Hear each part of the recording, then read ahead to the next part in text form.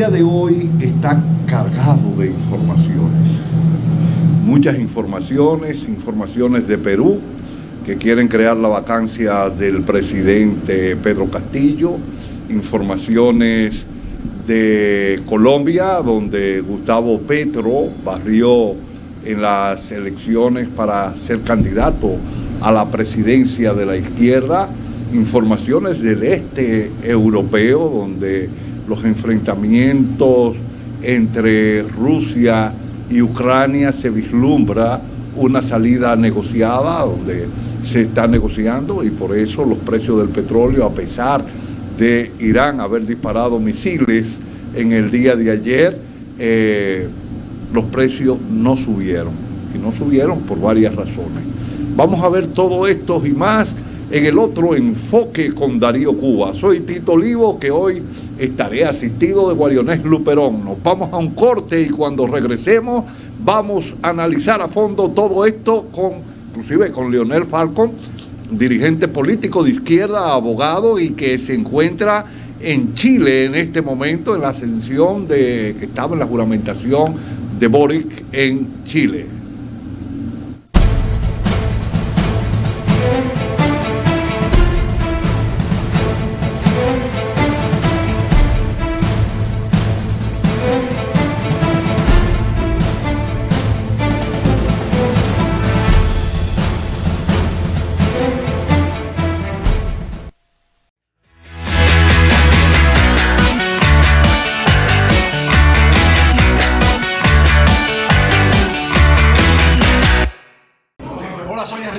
De ESPN, y los invito a que sigan con Cananga Televisión y Deportes Total RD.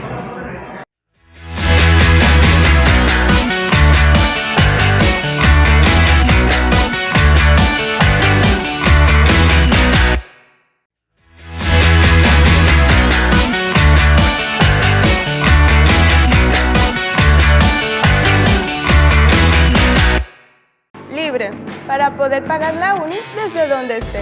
Libre para checar que me pagaron sin gastar mi internet. Y para hacer mis transferencias sin tener que estar buscando Wi-Fi. Para poder ver lo que tengo en mi cuenta sin que se me acabe la recarga. Ay, sí, lo fácil que es de usar. Sí, hemos liberado nuestra app Banreservas del consumo de datos para que aproveches todos sus beneficios, tengas o no tengas internet, haya o no Wi-Fi, y sin consumir tu recarga. Bájala, úsala y resuelve. App Banreservas, tu banco fuera del banco. Banreservas, el banco de todos los dominicanos.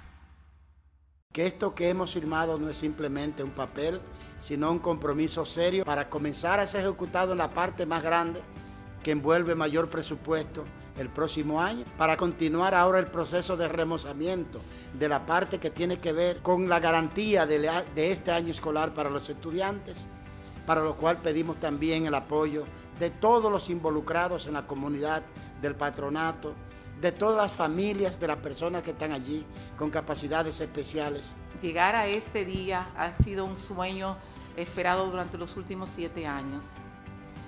Queremos de una manera muy especial agradecer al ministro Fulcar, quien desde que llegó a su administración tomó este proyecto en sus manos y se hizo todos los ajustes necesarios para que hoy día estemos firmando.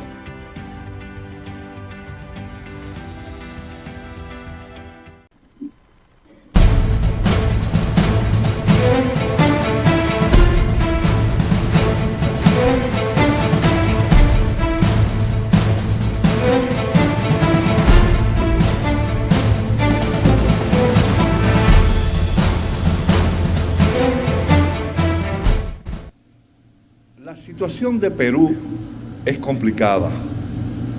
Yo estuve allá en la juramentación de Pedro Castillo y desde que nosotros llegamos pudimos ver cierto nivel cargado la atmósfera cargada de conflictividad.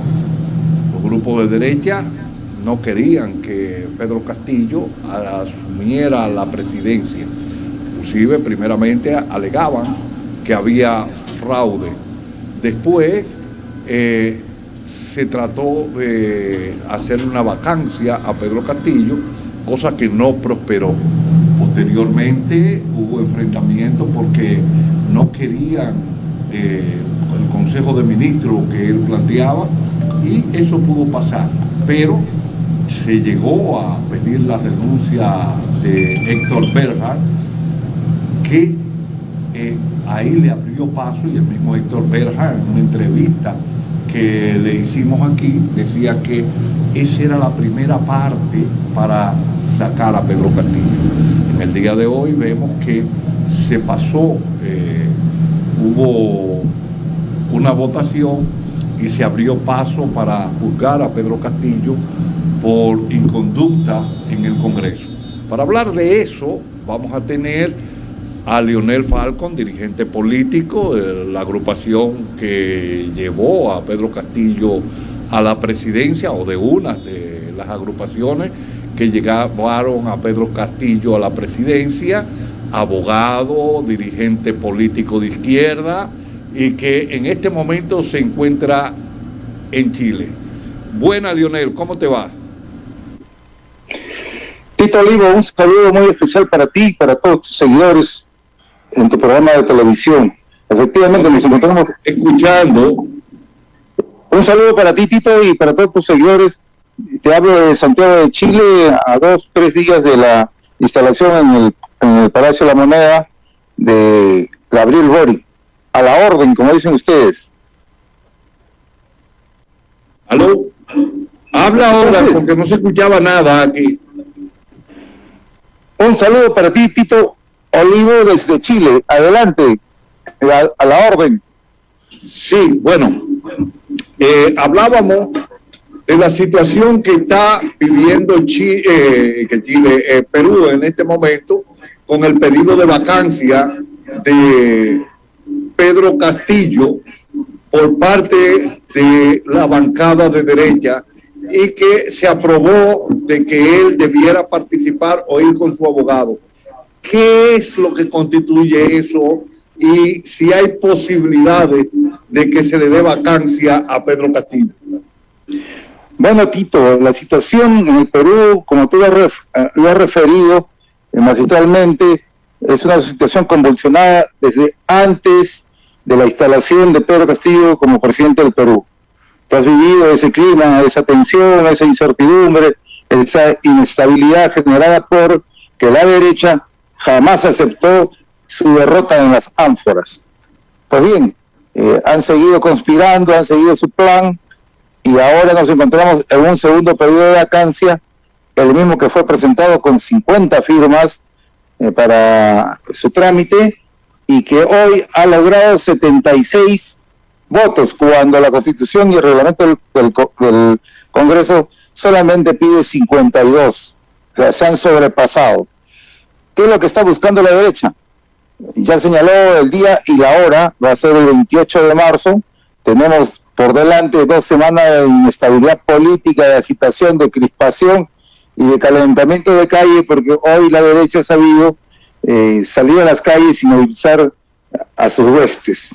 Por supuesto no mayoritarias, pero están ahí, que es un tema, un punto para el análisis, para reflejar su estado de desesperación para forzar la figura inconstitucional de la vacancia.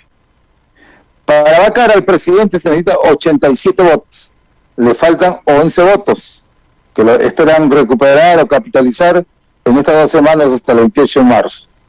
¿Qué va a suceder?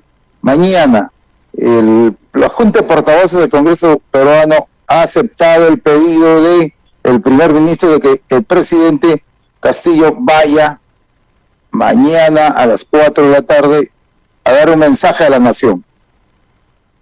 Eso va a significar enrarecer más el ambiente y va a poner en entredicho la posición del presidente respecto a los hechos que se le vienen incriminando, unos con razón, otros sin razón, porque sencillamente hay evidencias razonables de que terceros de su gobierno habrían estado en temas de corrupción y que direccionarían un enlace con el presidente. Entonces estamos ante esa situación difícil, dramática, digo yo, en el sentido de estar a zozobra de una inestabilidad que no permite que el gobierno desarrolle su plan de acción a través de los diversos ministerios y de los organismos constitucionales. Esa es la situación, Leonel, Tito. Si te pudiera despegar más el teléfono para poderte ver, porque lo único que se ve es los lentes tuyos, ahí te ve muy bien. En caso de que prospere la vacancia, Leonel, ¿qué sucedería? ¿Quién sucedería a Pedro Castillo allá en Perú? De acuerdo a la norma constitucional, la asociación constitucional le va a permitir a Dina Boluarte, la primera vicepresidenta. Es decir, será por primera vez una mujer la que asuma la conducción del Estado peruano. Pero esperemos que llegue el 28, porque tú sabes que conseguir 87 votos en el Congreso puede ser fácil o difícil, depende de las circunstancias y depende, esto le llamamos cuando nosotros movemos los dedos en el Perú así, es billete. O sea, Jorge en quechua se llama dinero, porque mira, con la experiencia de Vizcarra, cuando se le plantea la moción de vacancia y se va al debate, los conspiradores de aquella época no tenían los votos, pero sorprendentemente el día que votaron la vacancia sacaron 112 votos, es decir, todo un récord olímpico, ¿no? O sea, de 87 superaron la barrera y se fueron hasta 102. Nada está dicho, porque la clase política peruana, principalmente los que juegan hacia el centro, son políticos profesionales, negociantes, diría yo, mercantilistas, diría yo, que están allí para proteger sus intereses en las universidades, en las empresas que ellos tienen, para favorecerse con leyes para eludir la tributación al Estado. Hay otros que tienen procesos por corrupción. Por ejemplo, hay un jefe de una bancada, José Luna, que está en proceso, estaba antes de ser electo con arresto domiciliario y en su condición de congresista ha salido de su casa al Congreso y habla de lucha anticorrupción. Plata como cancha, César Acuña, que dirige una de las bancadas más desprestigiadas porque juega al interés. Él tiene como 5 universidades y está luchando en el Congreso para cambiar la ley 3220 que motivó la modernización de la educación universitaria en el Perú, y quieren desmontar esta reforma trayéndose abajo la institucionalidad de la Superintendencia Nacional de Educación Universitaria. O sea, todo una componente. No nos puede sorprender de que de repente el 28 de marzo la derecha y sus aliados consigan 87, 88, 90 votos y vacan a Castillo, o que también no los consigan y sea una segunda frustración de la derecha. Pero hay que estar en la expectativa porque cualquier cosa puede suceder en el Perú. Y en la vicepresidenta, ¿de qué partido es? Creo que de Perú Libre ella. Es de Perú Libre, pero al mes que asumió el cargo se desligó de Perú Libre, diciendo que ella nunca había suscrito el ideario de Perú Libre. O sea, traicionó el cargo a Perú Libre, lo dejó en ficha a Perú Libre y a Cerrón. ¿Qué motivó esta situación? Que el Comité de Lima Metropolitano, donde ella milita, le hizo un proceso sumario y la ha expulsado de Perú Libre. Es decir, sería una independiente en la presidencia de la República. Pero aún más, Dina Boluarte hace un mes ha tomado una cura de silencio, ha pasado al retiro político, no opina, no da opinión política, no da entrevistas, y algunos caviares que han sido desplazados del gabinete de Castillo se le han plegado y la están alentando que ella va a ser la presidenta del Perú y que por ahí va a cambiar las cosas, ¿no? Pero la derecha va por la cabeza de Castillo y después va a ir por la cabeza de Dina Boluarte, porque lo que la derecha quiere es nuevas elecciones.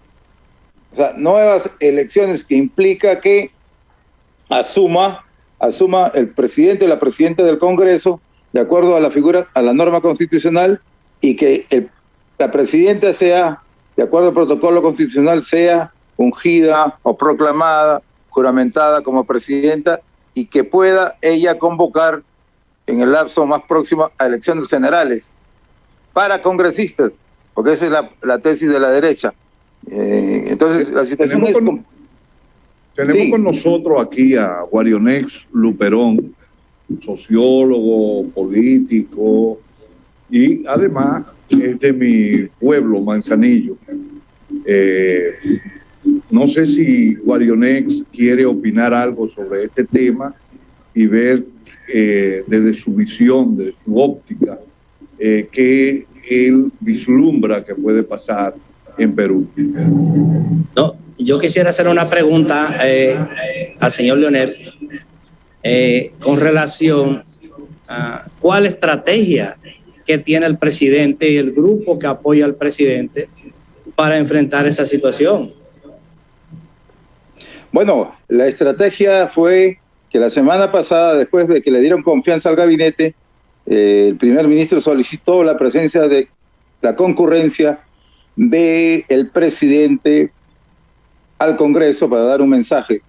Eso es permitido, eso es válido dentro de la norma constitucional. Entonces, la Junta de Portavoces se ha adelantado hoy día a admitir el trámite de la vacancia y ha señalado fecha para el 28. Y prácticamente el esquema de defensa que tenía el presidente se ha caído. ¿Por qué? Porque le han señalado para fecha de mañana a las 4 de la tarde para que él dé su mensaje. ¿Pero mensaje para qué?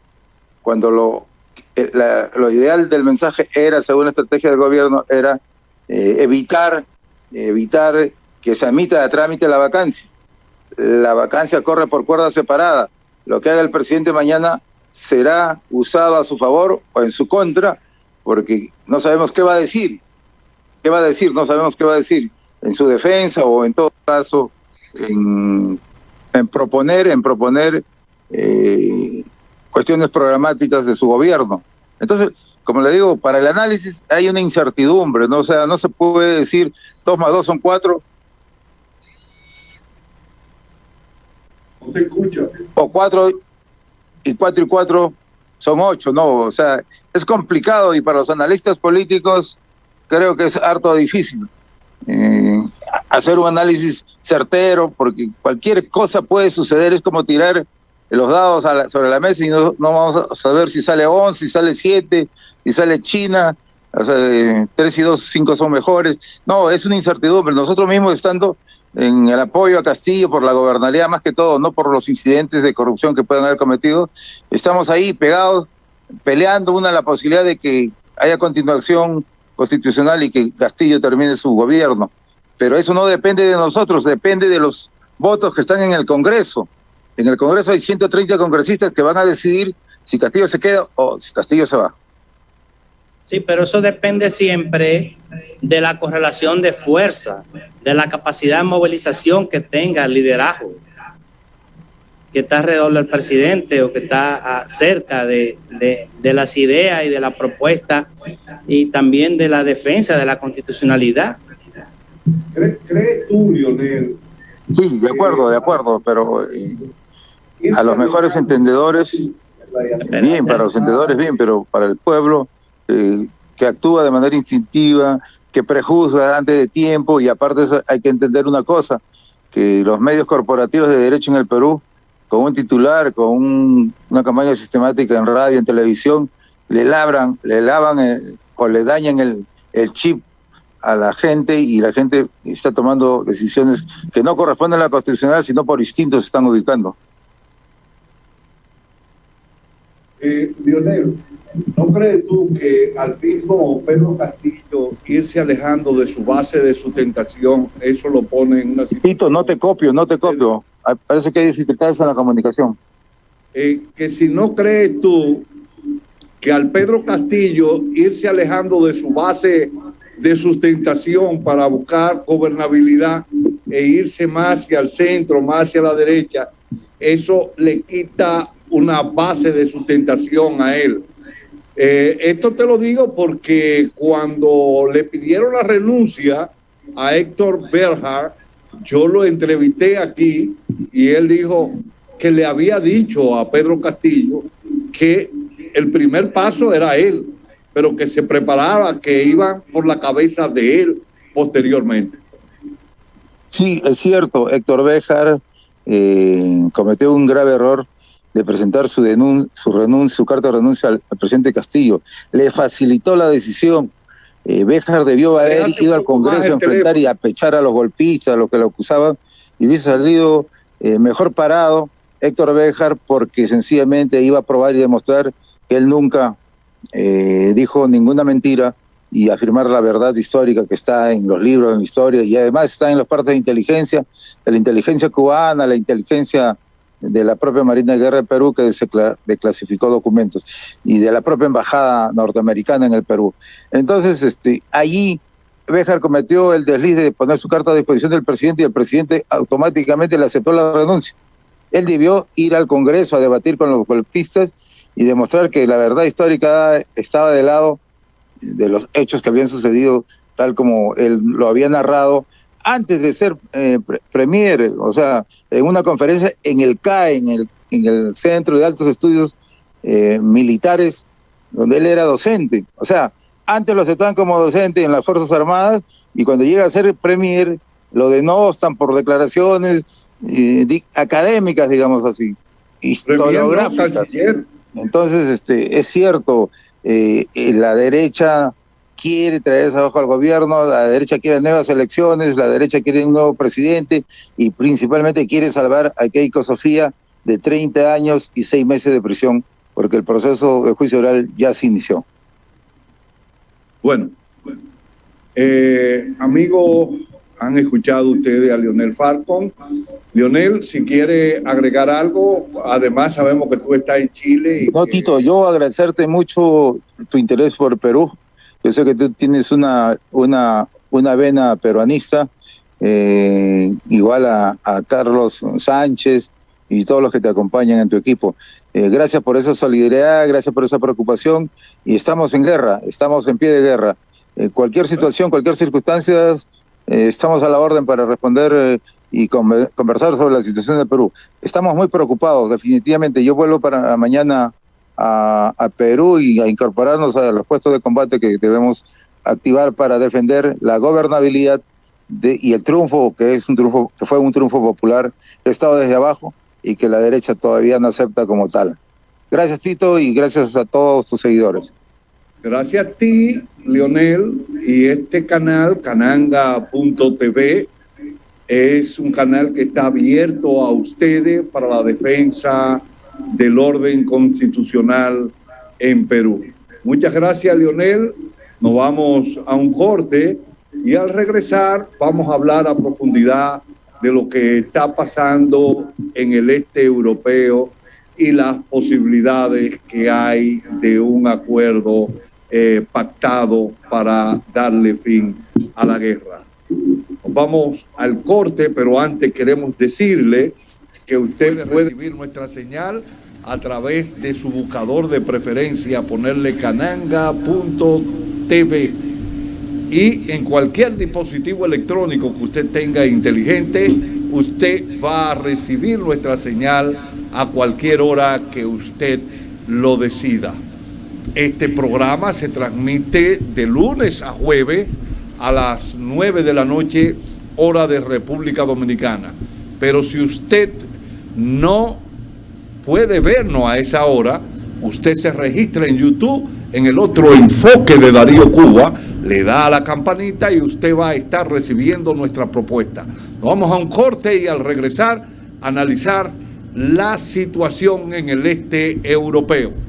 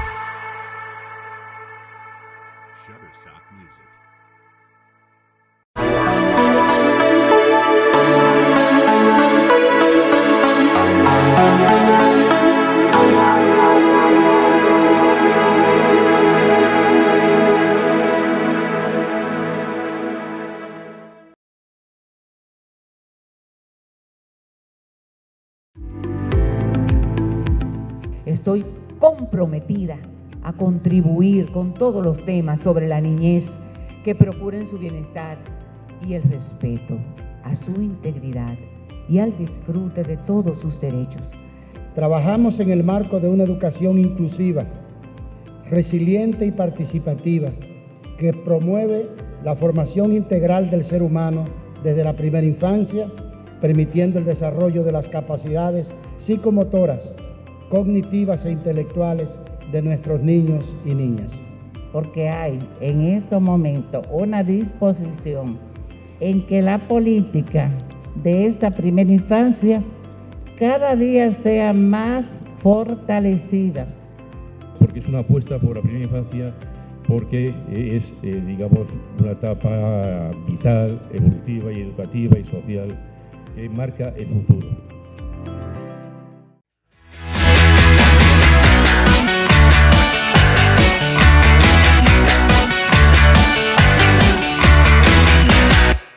Saludos amigos, les invito a ver todos los domingos a las 9 de la noche lo que pasó en la semana.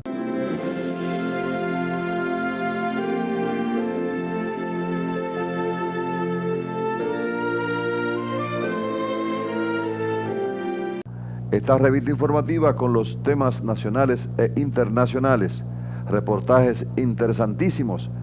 Véalo solo por aquí, por Cananga TV. Televisión en tus manos, con Darío Cuba. Todos los domingos a las 9 de la noche, lo que pasó en la semana.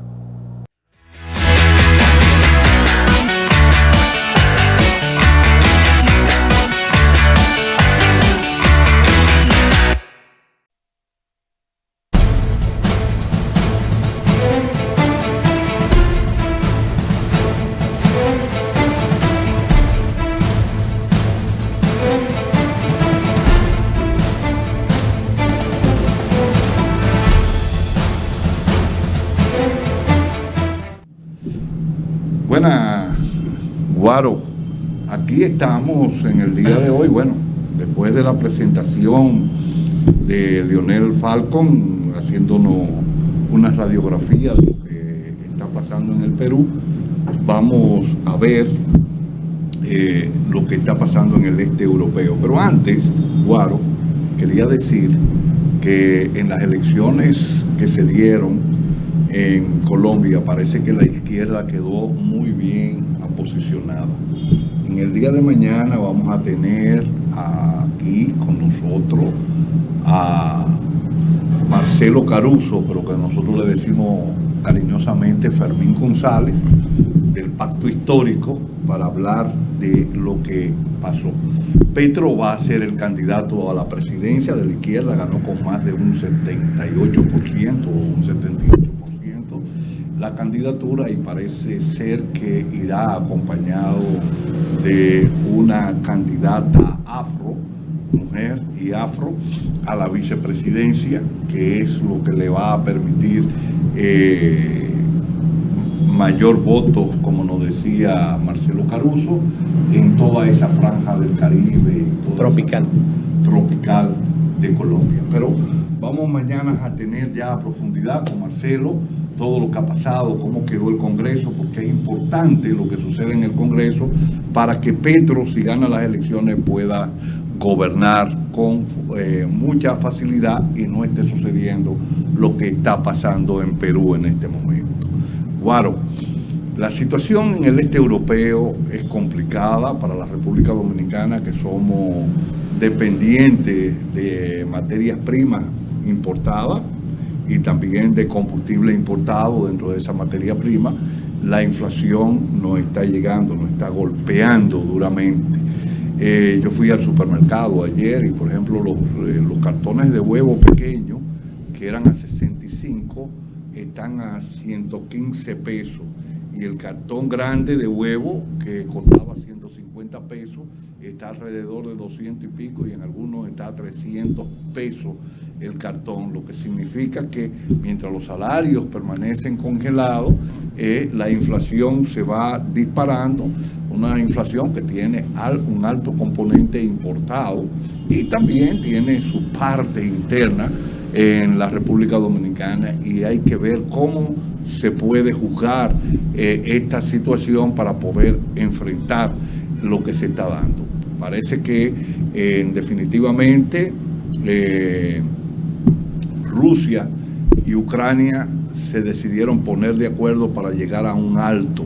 Parece que Ucrania va a reconocer el Donbass como república autónoma y le va a reconocer a Crimea como parte del territorio de Crimea y Sevastopol como parte del territorio de Rusia.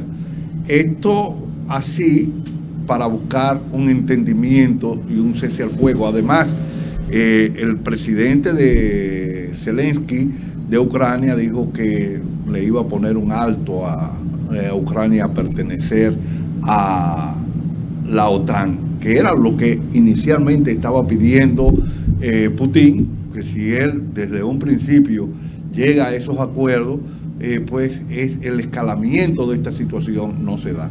Y esto también ha tenido un componente también de frenar las alzas que se venían dando en los energéticos.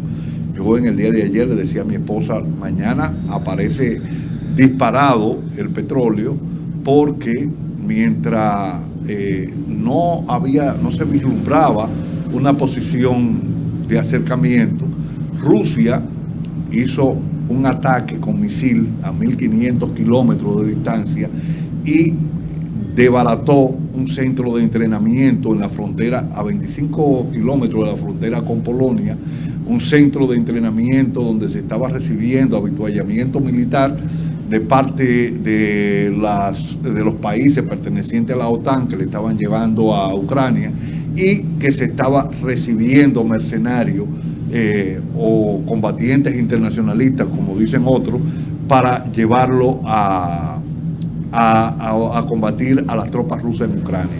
Según las informaciones de Ucrania, hubieron 35 muertos y 100 y pico de heridos. Según los rusos, hubieron 180 muertos. Pero eso habrá que verificarlo. Lo primero que se pierde en la guerra es la verdad. ¿Cuál es? Una infodemia. Hay una infodemia. Sí. Hay una proliferación de informaciones normal en la guerra. Eso no es nuevo. No. Bueno, ¿qué tal, hermano? Sí, porque ya estábamos saludados. Estábamos hablando. Sí, como entraste con Leonel, pues todos entendíamos que tú habías ingresado. Sí, un placer. Después de tantos días. Sí. Volver. Fuera de. Y exponer nuestros análisis a todos nuestros amigos dominicanos y extranjeros también, de todas las partes que nos ven cada día y que te ven con tus enjundiosos análisis de política internacional y también de política económica. El caso del conflicto de baja intensidad, el conflicto bélico de baja intensidad entre Rusia y Ucrania tiene muchas lecturas. Una de las lecturas más importantes que yo veo, primero, desgraciadamente yo le digo a mis amigos que Ucrania, el valor que tiene es un valor estratégico, geoestratégico. Sí. En la Europa oriental. Entonces, ese valor estratégico no quiere decir que Ucrania, en términos de producción agrícola, básicamente, tenga una incidencia importante en el mundo de los commodities. Aunque en algunos rublos tiene una importancia relativa, en el caso del trigo y el maíz. Sí, que nos afecta a nosotros. Esos dos rubros básicamente, porque nosotros somos dependientes, sobre todo la producción de pollo, del maíz. Aunque en el país se han hecho muchos esfuerzos interesantes, incluso hemos tenido los mejores genetistas de maíz a nivel mundial.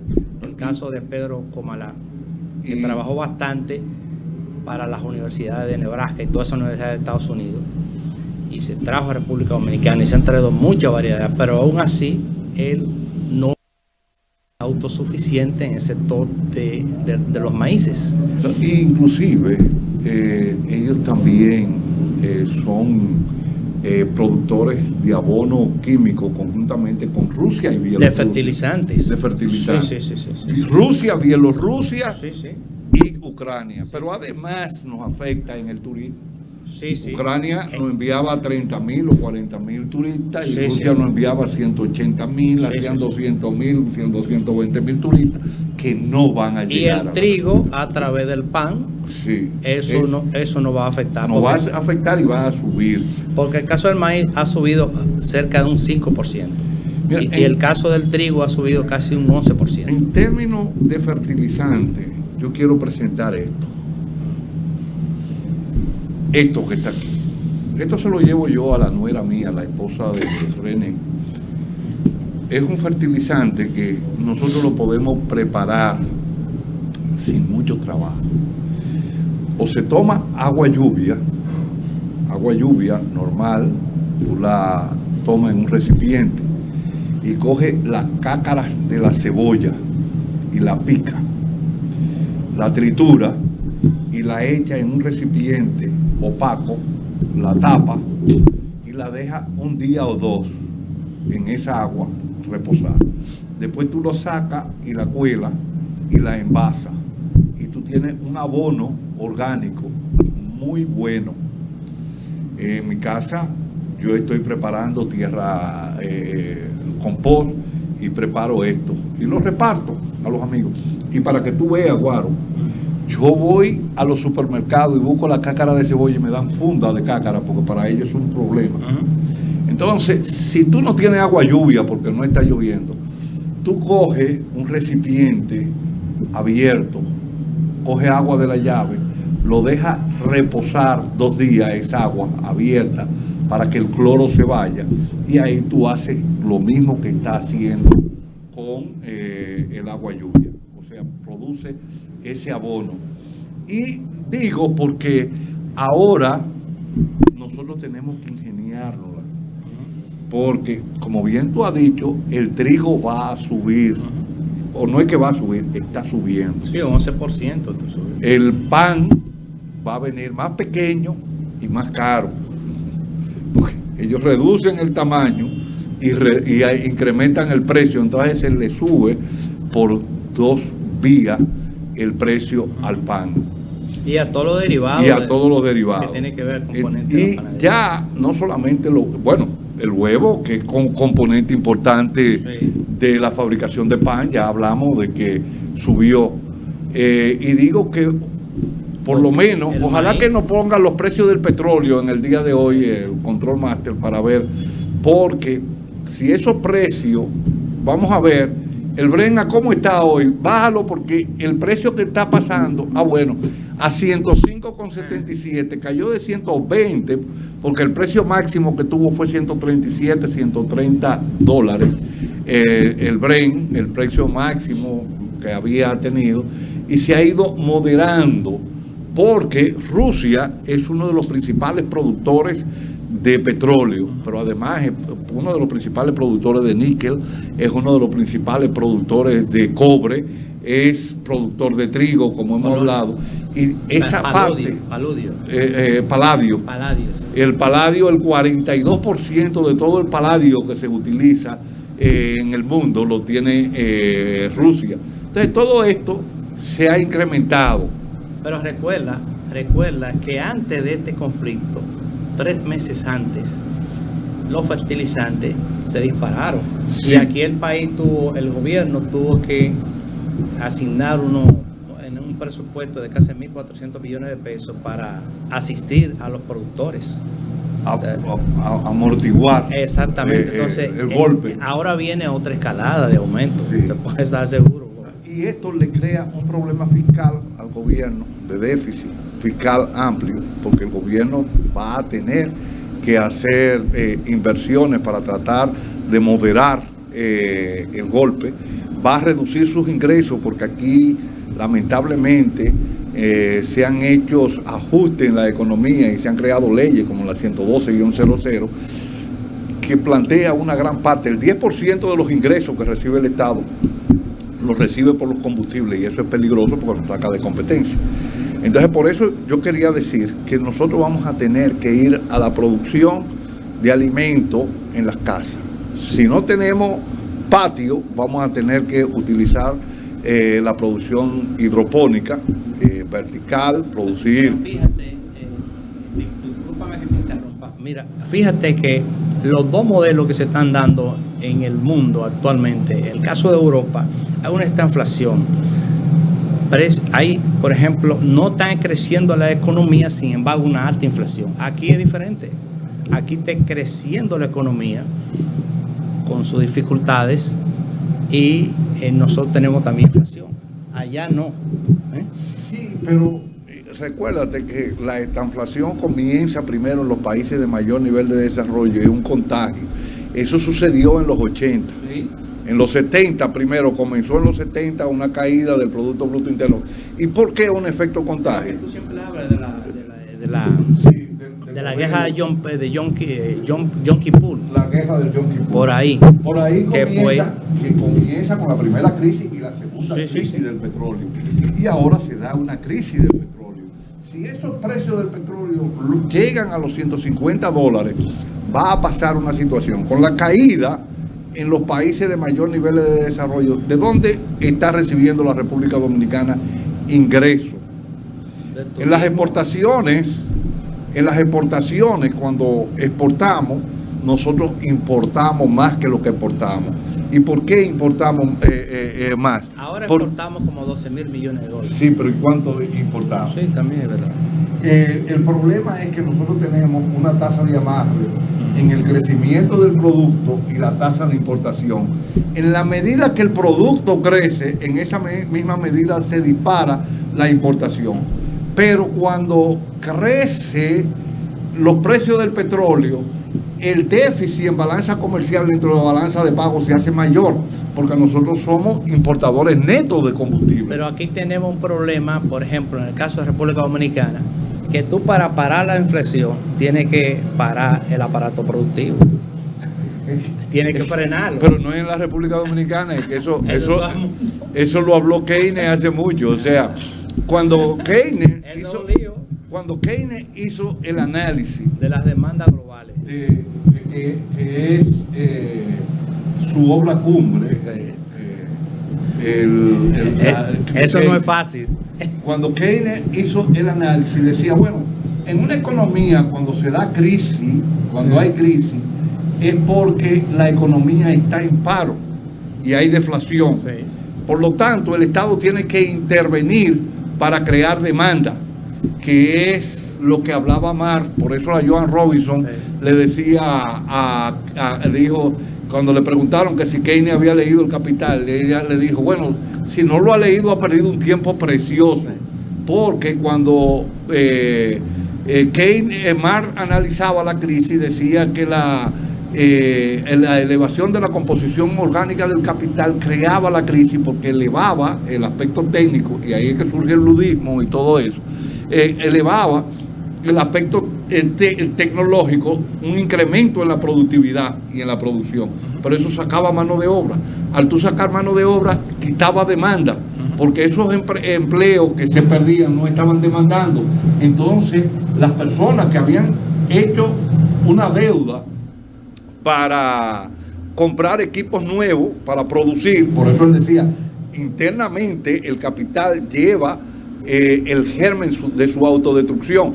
Entonces, como había un problema de crisis, la gente no consumía, pero como ellos habían incrementado la producción, su inventario era mayor, pero habían cogido una deuda para comprar esa maquinaria y tenían una crisis de deuda. Entonces todo eso se encadenaba. Entonces él decía, bueno, aquí el Estado tiene que intervenir bajando la tasa de interés, generando demanda con el Estado para incrementar la demanda. Y no el método invierte eso. Entonces, es el sector privado que tiene que entonces, lo que pasa es que en ese momento no se había analizado la importancia que tienen los energéticos en la producción.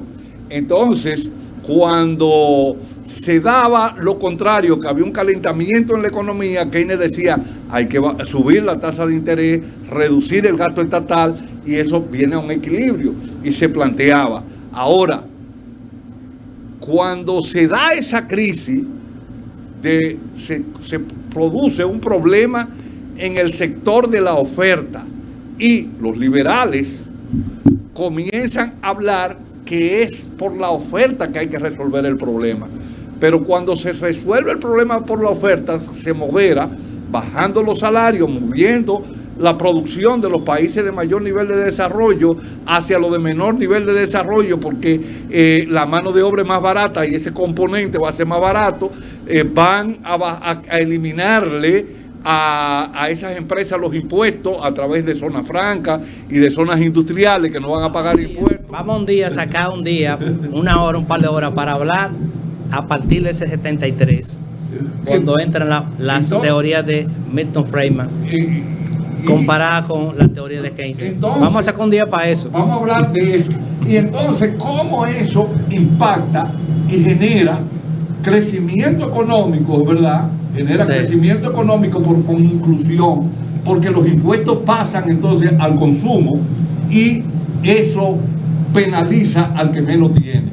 Entonces comienza esta burbuja que se da en un momento de expansión monetaria, donde se expandió la masa monetaria primero para resolverle el problema por el lado de la oferta a las empresas cuando se da la crisis, primero la de los .com, después la de Parmalat y la de una serie de compañías por la falsificación de los estados financieros y violando la ley de Glass-Steagall, y después por de los fondos subprime, porque con esa liberalización lo que hizo fue que se abrió la puerta a la especulación nuevamente y comenzaron a especular en bolsa, y esto comenzó a crecer y iba a obtener grandes ganancias, como decía Stiglitz, los felices 90, y esos felices 90 nos trajeron los lodos de los malos 2007 y 2008 que comenzaron esa crisis y que aún se está profundizando y que el coronavirus lo... Déjame plantearte este criterio para que tú sigas ahí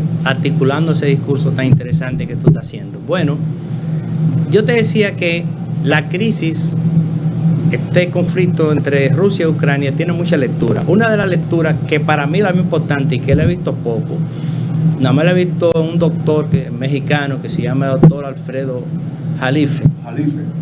Lo conozco. Sí. Excelente. Él es médico. Ah, bueno. Él es médico. Jalife es médico. Pero es un geoestratega.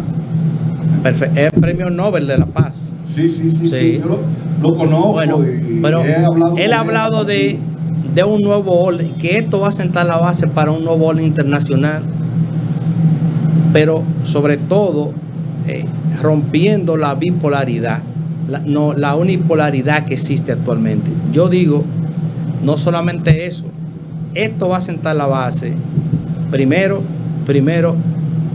para una cuatropolaridad. No la multipolaridad, que es lo que él plantea. La pero yo estoy hablando de cuatro multipolaridad. Polaridad. Aquí va a entrar en juego. Él habla China, la India, Rusia y Estados Unidos. Yo nada más hablo de esos cuatro. Y una cosa importante, ese acuerdo que se está llegando actualmente hoy es producto de que ni Francia, que fue el primero que hizo la observación, que eso no se ha destacado mucho, ni Francia, la propia Alemania, en el fondo no querían o no quiere que se repita Versalles en ese conflicto. ¿Usted sabe lo que pasó en Versalles? El Tratado de Versalles. Que se humilló a Alemania. Sí, ahí, en la Primera Guerra Mundial. y eso abrió la puerta para la Segunda Guerra Mundial. Y obligaron a Alemania a firmar cosas, no solamente hacer pagar los gastos de la guerra. Keynes, que lo mandaron a negociar eso, volvió para atrás y dijo, yo no hago eso. No hizo. Entonces él dijo, ¿y por qué? Le dice, porque ustedes están abriendo la puerta a una conflagración mayor que la que hubo anteriormente. A limitar su estructura militar. Sí. A pagarle los gastos de guerra a las naciones que y tercero, lo más oneroso para los alemanes fue que a Guillermo II le fabricaron un expediente para juzgarlo. Sí. Y eso mismo está haciendo España, construyendo un expediente a Putin para juzgarlo como crimen de guerra. Y tanto el presidente francés como el primer ministro alemán hay que buscar una salida onerosa a eso. Estados Unidos mismo, decía el canciller, el secretario de Estado Blinken, decía, bueno, es que le hemos mostrado unas cuantas salidas a Putin, pero no ha salido ninguna. Pero que realmente no estamos hablando del 14 ni del 18, estamos hablando de una potencia militar, de un país como Rusia, que no es una potencia económica, tal vez en términos PBI es la décima o la duodécima. No, la décima. Sí, está bien. El PIB está del tamaño de Italia. Pero en términos militares, la primera es una potencia mundial nuclear. con misiles hipersónicos. Sí. Entonces, estamos jugando a la creación de un nuevo orden internacional, donde ya las relaciones de poder, oye, yo no estoy diciendo que eso sea lo deseable para el mundo, yo no estoy diciendo, yo soy enemigo de la guerra, yo no creo en guerra. Además, como país pequeño, a nosotros eso no impacta enormemente.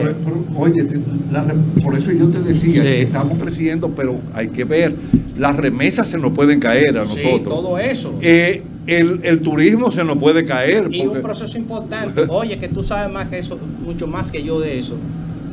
Eso va a parar el proceso de descarbonización de Europa. No es que lo va a parar, lo paró y lo está revirtiendo. El proceso. Porque no es que lo pare, porque pararlo lo dejamos aquí. Sí. El problema es que lo está revirtiendo. Señores, Alemania depende alrededor de un 50 a un 60% en gas natural de Rusia. Depende de un 30% en petróleo y depende entre un 40 a un 50% en carbón. Y ahora Alemania va a buscar todo eso. Por eso es que a Rusia no le han tocado los energéticos en Europa. Y cuando Estados Unidos, que lo que depende es un 3%, le dijo a Alemania, hay que sacarlo del SWIFT, el Berbank y a Gazprom Bank y le dijeron, no, espérate, ahí no. A los 2 días andamos nosotros en bicicleta y a pie. Es que déjame decirte, es que Nord Stream 1 y Nord Stream 2 son de compañía también alemana, europea, pero básicamente alemana. Británica, no crea. Es no. El 50% es Gazprom. De Gazprom ahí en Europa pertenece a la Shell británica, a la Uniper de Alemania. Sí, pero hay un porciento grande de una empresa alemana que es la que va a regentear, que tiene la mitad de ese 50% tiene la mitad. Yo creo que fue el primer ministro que es miembro de eso. Entonces, sí, y que fue fue ex primer ministro. Inclusive esa empresa planteó una demanda al gobierno alemán por las pérdidas que ella está teniendo por la no operatividad. Otro detalle importante es que hay una guerra entre Occidente y Rusia, pero una guerra de ciberataque. Una guerra cibernética que tiene años. Hay varias guerras. Hay una guerra económica, una ciberguerra y una guerra energética, porque Estados Unidos aupa esta situación, porque así Estados Unidos puede salir del gas de ellos, que es de Quito, que es un gas caro, y puede transportarlo. Pero parece que ya el tiempo, Guaro, se nos fue. Mañana a esta hora hablaremos mañana también sobre las causas que motivaron la negociación. Exactamente. Nos vamos Rusia y también la posibilidad de que nosotros decidamos cultivar en nuestras casas algunos vegetales y algunas plantas alimenticias para sustituir bienes importados que van a venir caros. Muchas gracias y nos vemos en el día de mañana.